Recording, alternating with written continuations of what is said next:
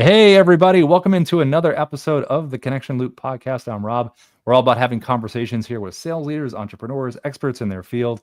And we love having lively conversations about sales and strategy and what people have learned because it can really help you out there learn with what you're doing as well. And today with me, I've got the co-founders of Cullari and Wardell. It's a geofencing ad agency, and they're all about people first marketing. So welcome to Barbara and welcome to Ernesto. Thank Hey, thanks you. for having us. Yeah, thank you so much for coming on. Super excited to have this combo today because the topic of geofencing and just the people first marketing that you guys talk about a lot with what you do. First of all, talk a little bit about geofencing, that people first part of it, but also what kind of separates you guys out from people out there trying to do a lot of the same things. So, geofencing is the use of satellites to draw virtual fences around buildings. It could be your competition, it could be places where lookalike customers or viewers would shop. But when someone enters one of these geofences, which are satellite drawn, we can capture every device that goes into a fence, and then we can send them an ad to come to your store. So, and when they do come to your store, the satellite pings us and alerts us that a new visit has taken place. But what's really important about this is Barbara and I co-founded Cullari and Wardell during COVID, and we were seeing, in at least in New York and New Jersey, we're on the Jersey Shore, a third of small businesses shut forever. A lot of family businesses, a lot of legacy businesses closed forever because of oppressive government mandates. So we were very motivated to. I had already been working with this technology a little bit, but Barbara and I, when we met, we decided that we wanted to take this to the next level, and we wanted to make this technology available to small businesses because previously during COVID, companies like Burger King was going after McDonald's business. Chipotle, they were using it to drive their curbside business. And yeah, these big box stores were then using it to basically eat up the little guy. So we were very determined to help bring this technology to small businesses, and it has a big impact on family businesses. It could be used for any scale of business, but we were most motivated to help our fellow neighbor. And Australia used this technology to keep you off the beach during COVID Yeah, so and different outside. They wanted you inside. So there's a lot of use for this technology. governments Wow. use it for oppression, and we were using it to liberate the Yep. small industry and small business. As she said, in Australia during COVID, they were using it to spy on citizens to make sure that you weren't on the beach, because everyone gets COVID on the beach, right? So, It's a place that you can catch it. right, apparently, yeah, Well, if the sharks It's cough, awesome. if the sharks that cough is enough, true. I mean, you're going to get it from 'em. So, That is Yeah, yeah. true. And if apparently. And there's the one, deer were on the beach. A lot of people, a lot of animals came out right, to enjoy the beach finally. because people couldn't. So we wanted to take this very powerful technology and scale it down, make it usable for small business. No, that's amazing. It's like almost giving the power that was available for these larger corporations and government agencies and putting it in the hands of small businesses to help them grow. Kind of, evening, maybe not evening, but letting people in the game. Well, it does. It actually gives it a little bit of you're actually taking those big corporations and cutting little slits from them just to get that business because Yeah. ultimately our small businesses are the fabric of our country. Yes, And if we are not growing them, we lose them and we really should support them. absolutely. It's kind of the backbone of everything that runs Yes. with what we're doing. Um, What about the people first part of it? In terms of just, it's such a great phrase, people first marketing. So what comes to mind when you like, how did you kind of come up with that? So if you think about advertising in general, traditionally, we had newspaper, we had TV, then we had social media, and it's really a lot of the media that you receive is really never personalized to you. Mhm. So, as a viewer, as a recipient of messaging, a lot of it was never tailored to you. And then now flip that over to the other side. So now you're a business owner, you own a restaurant, you are a family doctor, you're a local orthopedic, you have a boutique that you've been spending the last 3 years, pouring your heart and soul into it. Well, that service was very hard to marry with a recipient, with the proper audience. And what geofencing is able to do, what no other technology is able to do, is surgically pinpoint the recipient for the business owner. So therefore, the person who's receiving the message is much more receptive to receiving that message. So say you have kids in karate, and you're taking your kids to karate 3 to 5 days a week, and then what's a big issue with karate? Your uniforms are dirty.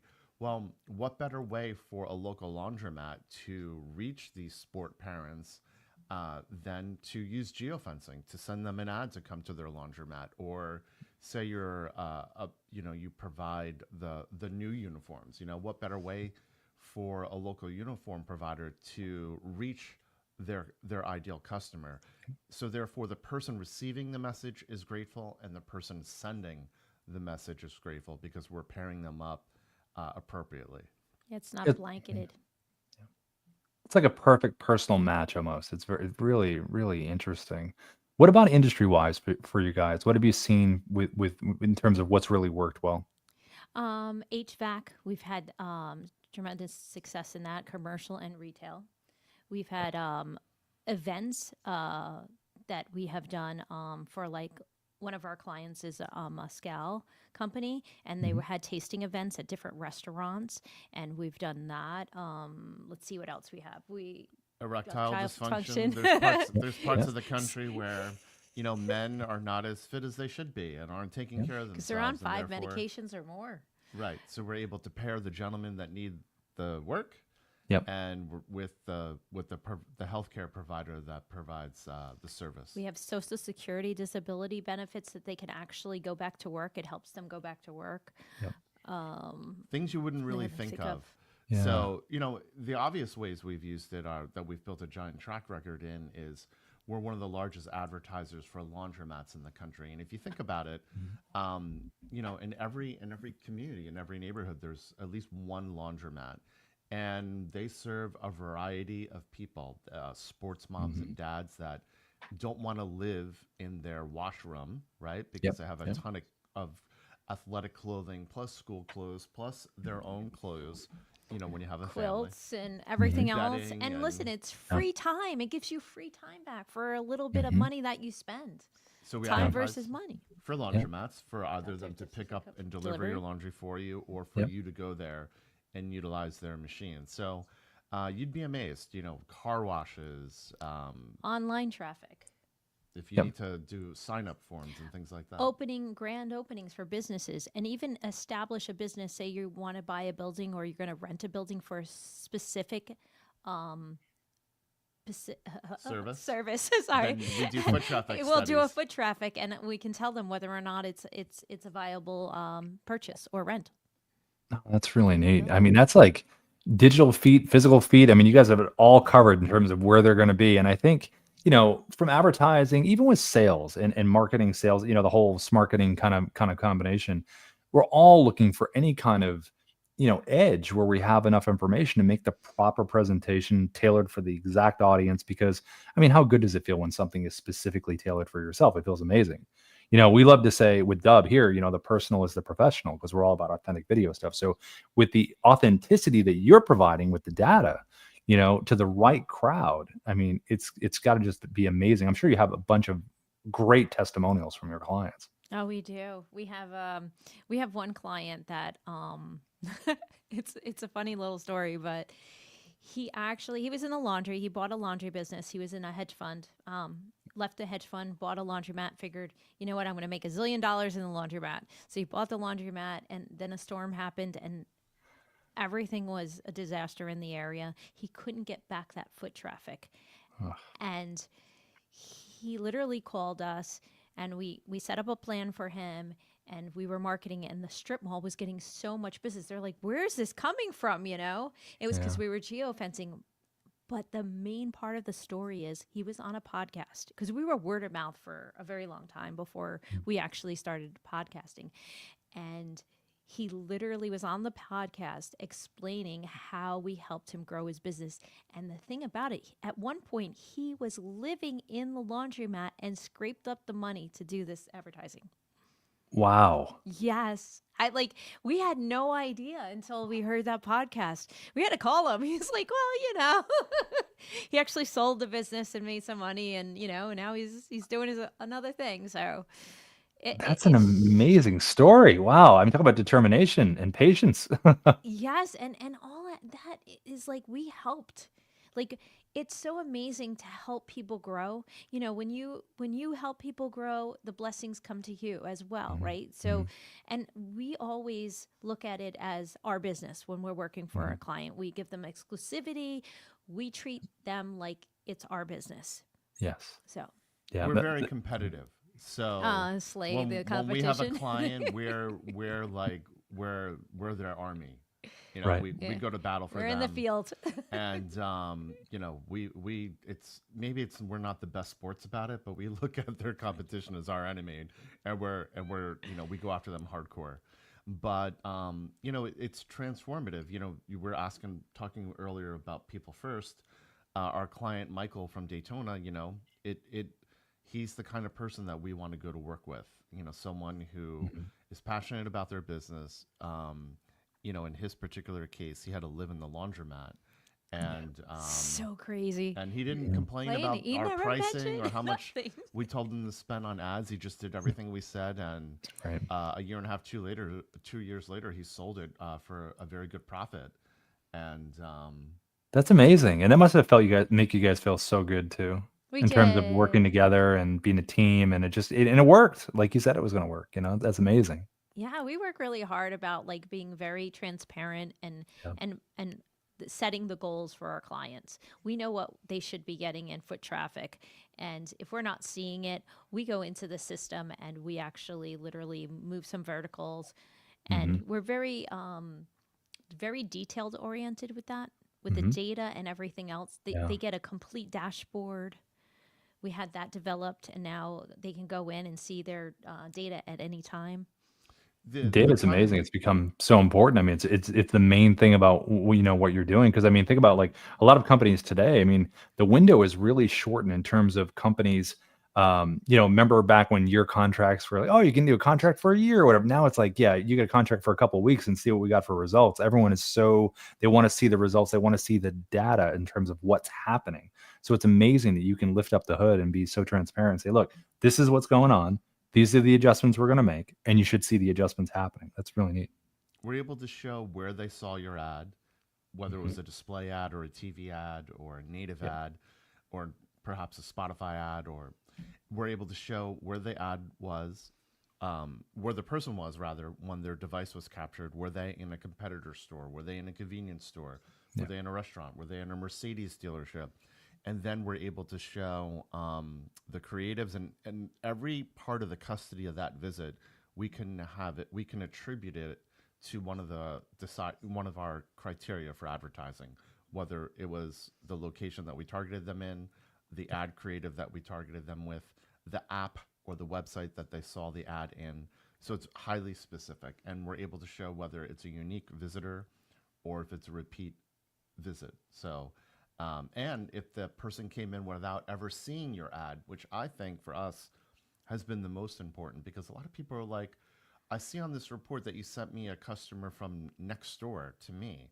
How do I know Mhm. that that's not my customer? Well, we actually are able to look at the entire universe of people we've targeted and see who came in without ever being served an ad.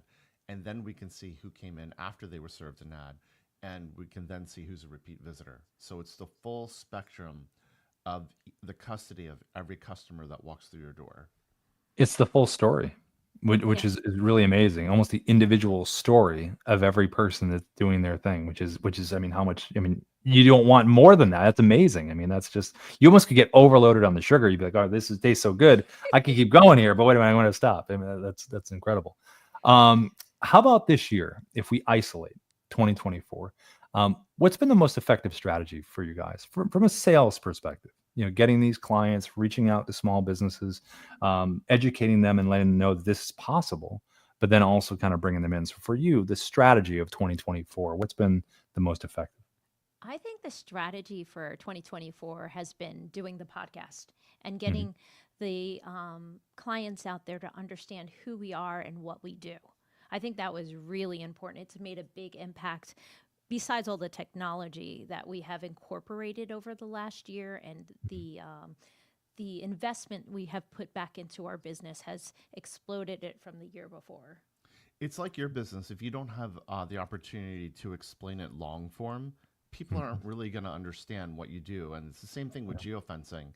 The benefits are great, but you really need to understand the context and then the case studies for it and the case usage for it and best practices. And yeah, there are technologies, platforms out there and companies out there, but I don't think they are taking the time to explain just how powerful it is and how it can benefit their community or business owners in their community.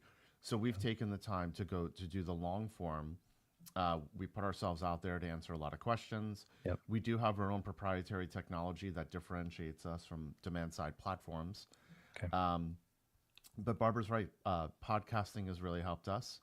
And I also think because we incorporated so much more technology this year than the year before, that we have used to help target our customers and target for their customers. I think that made a significant and then impact. to continually educate. Educate? Yeah. No, you don't. You don't ever. He doesn't ever know. No, not really. No, I'm only So kidding. so our process, We're always like, God. our Yeah. process is, someone will have heard us on the radio or they would have seen us on a podcast. They'll reach out to us. And then our consultation process is showing them their existing ground game. We share a foot traffic study with them. We show them where people are coming from or where they're not coming from. We qualify their business, whether in comparison to other companies like theirs, what is their foot traffic like? Yep. Even if you're an online business, understanding the lay of the land can be very beneficial because, your customers live somewhere. So where do they live? Right. So we have employed a lot of technology, and then our process is very educating. So our consultation, which is free, we give them a lot of data that they would have to pay a lot of money for to otherwise have, but we give them that in the consultation process. But then we've invested a lot in technology for our reporting. Our reporting is more robust than any other kind of reporting out there for advertising because demand side platforms, there's a bunch of them. Tenuity is one. Yahoo has its own. There's a lot of different kinds of platforms out there with reporting software, but ours is very robust to the service we provide and that we could track the custody of everyone that walks into someone's location. That's amazing. And what a great time to be able to have podcasts and on YouTube and all these different mediums where someone can actually learn and then book a consultation. Yeah. Once they is there with geofencing in general, is there always like a common question that you get from business owners where you're like, they ask the same question, like, that's a great question. I've heard that one about 1,000 times. I think the number one is what in the world is Just- geofencing? There it is. That is the number one. What is geofencing? It's, years ago, I wrote for one of the demand side platforms before I ever knew that I was going to do this. I was consulting for Studio 325 is the name of the ad agency. And so I would write for pharmaceuticals. I would write for investment bankers. I would write for, in this case, technology companies for the content that was going to be on their site. And I was like, geofencing. And I was just like, couldn't wrap my head around. I was like, a fence? And it's geographically based. And it's a advertising thing within a fence. So, and then that's part of why Barbara doesn't think it can be explained in an ad. Indeed, it can. Geofencing is a foot traffic technology first, and it's a web traffic technology second. And it's the only form of advertising where instead of standing at a door with a clicker, you can actually measure when someone comes in your door after receiving one of your ads. So 7 years later, because that was how long ago I wrote the content for that website. 7 years later, here we are. Well, they had And beacons then too. They did have beacons then as well. Yeah, there's beacon technology. We can do that, but we specialize in the acquisition of new customers, not once they have your app and then you Other send people them. can do that. Yeah, Yeah, We're yeah, in the customer acquisition business, the foot yeah. traffic business, or the web traffic We business. want to know that customer walked in the door. Right, and because that shows there's progress is being made, and that shows that the revenue is increasing, which is the Yeah. most important thing. Just the low hanging fruit. They're walking in the door. Upsell them. Hurry Yeah, up. no, they're low walking Big fruit. fruit. Low walking fruit. That's what they are. That's perfect. What about okay? So take this year, just again, isolation of this year. What's the most important thing you've learned? This is the end of the year stuff. You know, we're almost to 2020, 2025. From both of you, what's been the most important thing? I think learning, incorporating all the technology. Mm. Because the year before we dealt with only a few platforms and found that when one goes bad and not giving you the data, it's a big problem for your customers. And we had to adjust for the new year, and we did very elegantly, I think. And that was huge for us because we stopped everything. We didn't even charge our customers. We literally just said they're not getting their results that they are paying for. We're not charging them.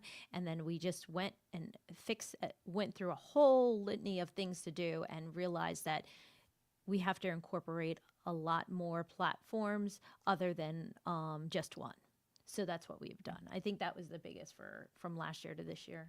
My biggest lesson was when you have it good, double down on good. So, for example, we're well known in the laundry industry. That is, people who own laundromats or laundry pickup and delivery businesses or laundry drop off businesses where you drop your laundry off and they do it for you. And it's not very sexy. And But we're pretty famous. we are pretty well known in that industry, but it's not sexy. I mean, I'm used to working with photographing models on yachts, Yeah. doing photo shoots at the Indigo Hotel with the head chef, and dealing with more luxury brand companies. And laundry's not very sexy. So Hey, we spin come cycle isn't sexy. I don't know. I don't know. up spin cycle for spin, not the spin cycle you're thinking though. I'm talking Sales cycle is what I was thinking about. about Go ahead. sales cycle. Yeah. So, it's good to specialize, and I think that we could have doubled down more in this past year. So if you're out there and you already have a niche that you're doing great in, I would suggest doubling down and maybe spending only 10% of your resources getting outside of your niche. However, if you're not specialized, companies like us will eat you alive because you can't compete when you're trying to be a generalist. You have to be a specialist. So, your agency, you guys are specialists. There's no one out there doing what you're doing the way you're doing it with the focus that you're doing. It's just not possible for someone to come along and compete with you if they're not equally or more focused. And that's how we are. Not only are we specialists in geofencing, but we're specialists in foot traffic, and we happen to have cut our teeth in laundry. So I think for 2025, we're going to spend about 10%, maybe 20% of our resources going outside of our comfort zone because we do have the professional experience in luxury and other brands, dealing with other brands like that. But if you're out there and you are specialized, don't be ashamed of whatever that specialization is. It can all be sexy. Perfect answer. The help you give people sexy and the money sexy. Right. But Right. that's definitely sexy. The results are sexy. Yeah, absolutely. Yeah. So so I think 2025 is we're going to be happy that we are well established in certain niches, and we're going to double down there. Okay. All right. That brings us to the big question. And this is individually for both of you, Barbara and Ernesto. So think about your careers back there, right? What's the biggest mistake each one of you has made where you're in your career, you're doing your thing? Oh, oof. Yeah, that was a mistake I made with that one. And you learned from it. And it made you better.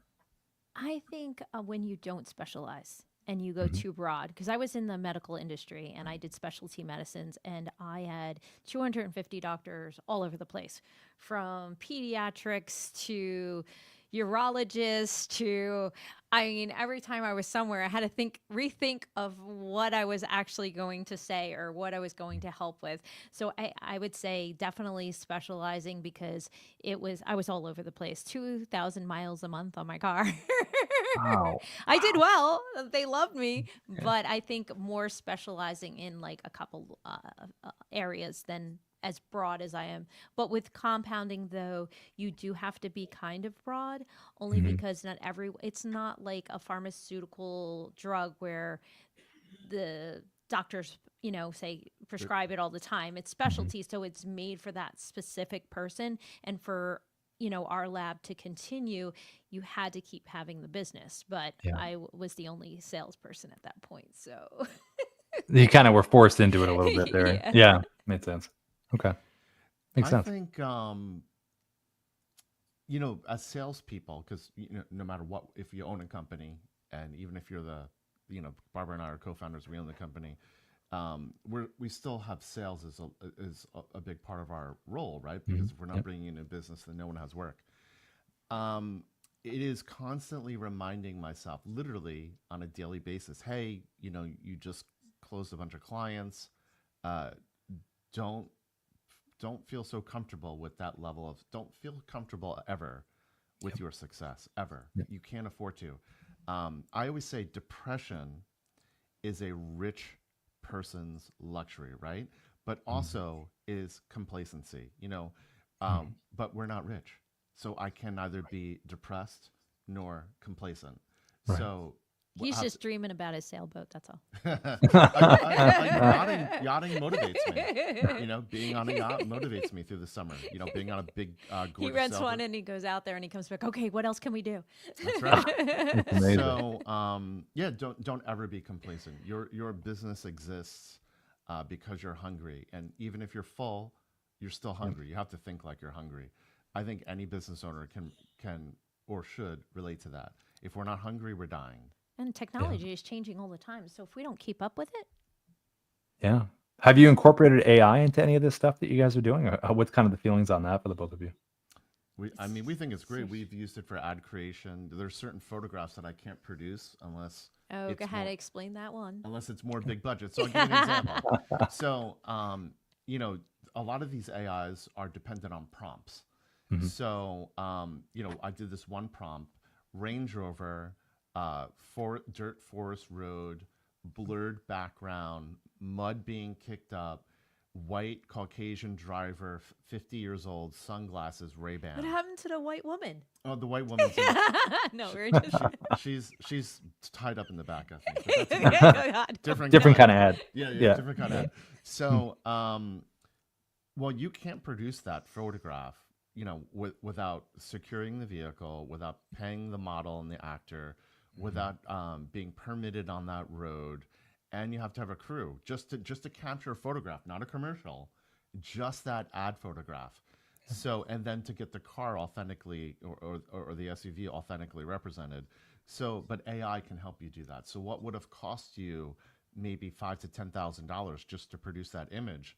Mhm. If you know how to use AI prompts and you're a good photographer, you may not need to spend that 10,000. The client may not need to spend 50,000 Saves to Right. them produce that money. image. It Right. saves them money. So AI is enabling people to do ad creatives, Mhm. to write copy. And if you're a good copywriter and you're a good photographer, you don't have to worry about your job future, because without your eye and without your taste, no one would know it's good anyway, right? Right. Right. So Right. that's why so many ideas, like with podcasting, we could put it out there. You can Mhm. put your ideas out there. But Yep. guess what? Execution, having the discipline to do it, and the mind to do it, and That's the mind to know what's good, Mhm. that's a separate skill that a robot and that technology can't. it do. Technology can't Yeah. give you taste. So it's still up to people like us to have great taste, to Yeah. be discerning. I Yeah. hate most things, which He is does. proof which is Awesome. proof of why I have great taste.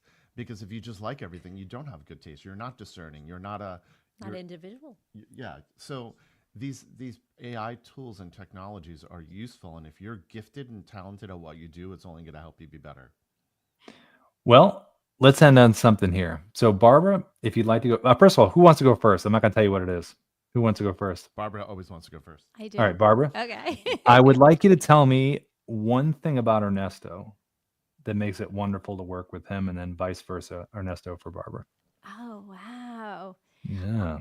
Okay. So I think that he is very creative and he does a wonderful job of just working with the creative parts, the ads, he just has such a vision sometimes that sometimes I don't even see. It's amazing what he can do with that vision. And also, he's always looking to improve himself.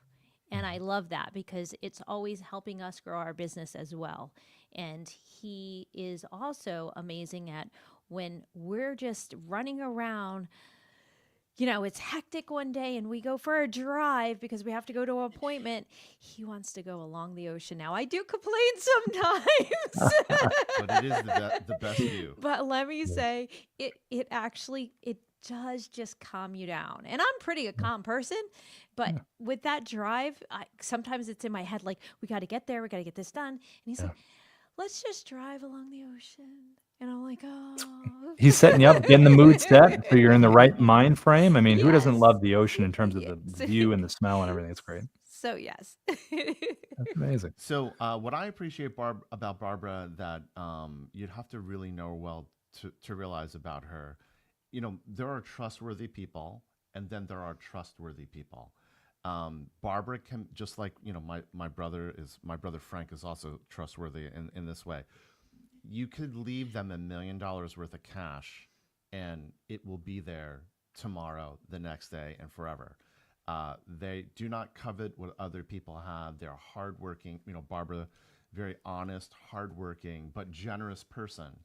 And when you're in business with people, if in 5 years you're not underwater and you don't run your business into the ground, and you have a partner, chances are your business partner might steal from you.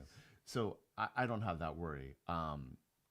Barbara, and people can say, well, I know a lot of trustworthy people, but I don't know. Do you really? I believe that 100%. I don't need to ever worry about money, where it's going. If there's anything to question, I never question that. And being in business with someone is sort of like being married to them. So if you cannot trust them 100%, don't go into business. In fact, most of my friends who are also successful business owners have told me, do not get a business partner. You never want a business partner. But in my case, I'm fortunate enough to be with someone who is more honest than the average human being. And it's good to know that your partner is completely trustworthy. That's That was great. just too And sweet. Thank you. yeah, that's so nice. It's such a nice moment for the two of you. That's awesome. And look, I think the word that always stands out for me is trust, because our audience, like I said, sales leaders, sales managers, entrepreneurs, business owners, you've got to have that trust relationship in sales. It's at the top of the game. To have someone to sit down for a consultation, whether it's in person, online, a demo, whatever it is, we always talk about building that trust, because people today are more informed than they have ever been in terms of what is out there, what they've researched, strategies, all that.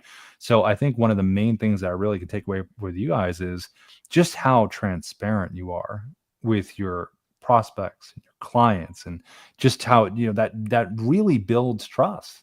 And obviously the amazing testimonials you have from your folks as well. So I really enjoyed the chat today, guys. Thanks for spending time with us. We really appreciate it. I think the audience is going to get a lot out of it. Our pleasure. We got a lot out of it as well, and those introspective questions were great. It actually makes me think in terms of sales and leadership and things like that. In describing how Barbara's trustworthy, as salespeople, and in the process, if we catch ourselves peddling something, or just desiring the close for a sale, we may get that sale. But over time, I think it does take away from our credibility. It's one thing to be hungry, right? But it's another thing to want that sale at all costs. And I think that's the temptation in sales that you have to avoid. Yes. Don't want it more than the customer should need it. Exactly. Right. And also relating to them as well. Most of the times you want to pick your customers as well. Yeah. Right. So same, that they have the same goals, because you don't want to work with them and they're fighting you on every step either. And that they're willing to look at their reports and they're going to do the things that on their end to make them successful. Which is a large part of making it work. Yeah. No, we tell clients not to be a bad client or they'll get fired. You're like, just want to start this meeting off and say, look, no bad clients, okay? And I know you're a prospect right now. You can be a bad prospect a little bit, but you become our client. There's no Like, bad going on at all. we did have a client, a potential Very client in the recently. beginning, and she said, "Did you ever fire a client?" We had that, but we had a client recently where we told them, like, dude, don't be a pain in the ass. Right. Because we know what we know. If we depended on our clients to do our job, then Right. And I know. part It's of like, that- hey, why are you guys even sitting there then? It's like, okay, so we're going to let you guys sit in this seat. We're going to switch sides. No big deal. Right. That's awesome. Well, thank you so much for joining me. You're both wonderful. Great background, great story, great everything. Wonderful advice for the audience out here. So we really appreciated having both of you here today. No, we appreciate it. Thank you so much for having us. Merry Christmas. Yes, Mary. Merry Christmas, everybody. See you on the other side, everybody.